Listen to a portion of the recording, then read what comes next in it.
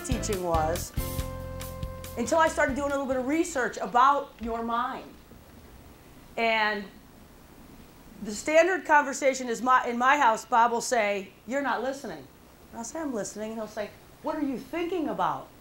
And I'll say, "I'm not thinking about anything." And he said, "It is impossible for your brain to not be thinking about something every minute." And he'll tell you I have two speeds, off and wide open. And after doing this research, Bob, I'm here to tell you, is absolutely correct. The average person, in P.S. I'm not that, has 30,000 thoughts a day. That's a lot, no? 400 billion bits of information goes into your brain. Consciously, you're aware of 2,000 bits of it. So as a man thinks in his heart, so he becomes. That's pretty scary to think our mind will dictate how we act, how we feel, how we think, and inevitably it will affect everything we do in this life. John 10:10 says, "The enemy has come to steal, kill, and destroy, but I have come that you might have life and have it abundantly." I can tell you in these last 2 days, God has done what he always does. He has asked me to walk in the very thing that I come to talk to you about. I am telling you, I thought I was losing my mind.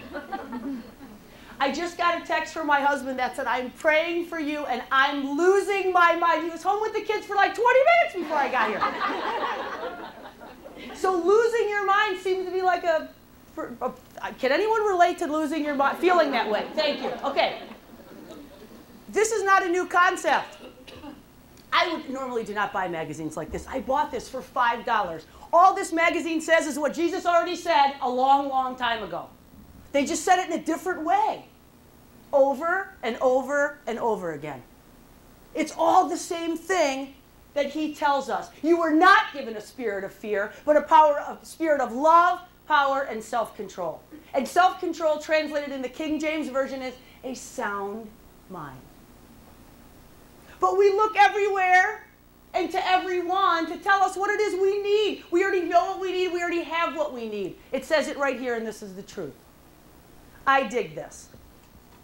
2 Corinthians 10:5. Bring all thoughts into the captivity of Christ. This is not a new concept.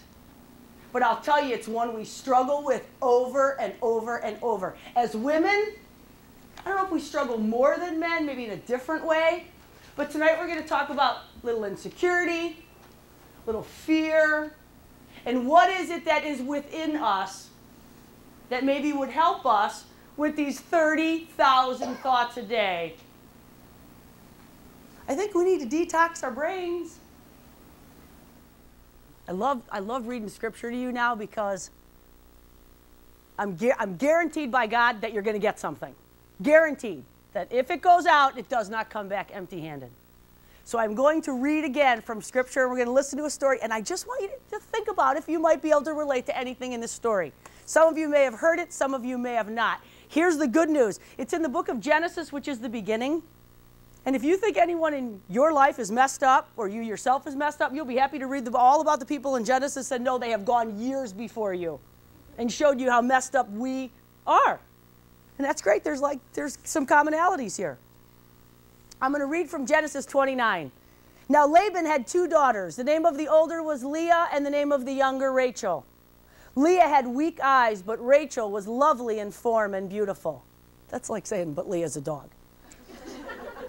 And forgive the sidebars, they're necessary. Jacob was in love with Rachel, and he said, "I will work for you for 7 years in return for your younger daughter Rachel."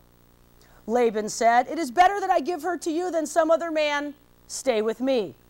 So Jacob served 7 years to get Rachel, but they seemed like only a few days because of his love for her. Is that not a love story? He waited 7 years.